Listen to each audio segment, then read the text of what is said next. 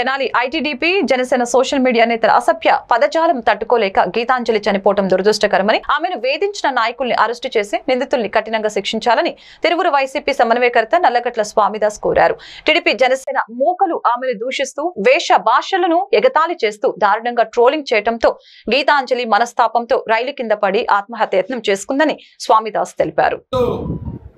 తెనాలిలో గీతాంజలి ఆత్మహత్యను తీవ్రంగా ఖండిస్తా ఉన్నాం.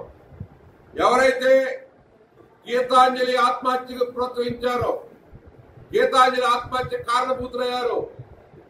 ఎందుకంటే గీతాంజలిని ఆమె జగన్మోహన్ రెడ్డి గారు చేస్తున్నటువంటి అద్భుతమైనటువంటి పరిపాలనని, ఆమె పేద ప్రజలకు జగన్ అందిస్తున్నటువంటి ఇళ్ల స్థలాలు పట్టాల విషయంలో కానివ్వండి, నవరత్నాల అమల్లో కానివ్వండి, జగనన్న చేస్తున్న సంక్షేమ కార్యక్రమాలని ఆమె పొగిడినందుకు ఈ జనసేన, అదేవిధంగా టీడీపీ, బీజేపీ మూకలు ఆమె మీద సోషల్ మీడియాలో చేసిన హెరాస్మెంట్ ని ఆమె తట్టుకోలేక ఆత్మహత్యకు పాల్పడింది.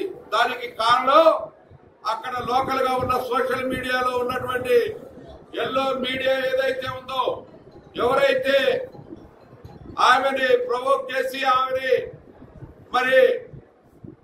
కార్నర్ చేసి మాట్లాడినటువంటి వ్యక్తులు ఎవరైతే ఉన్నారో వాళ్ళని కఠినంగా శిక్షించాలి.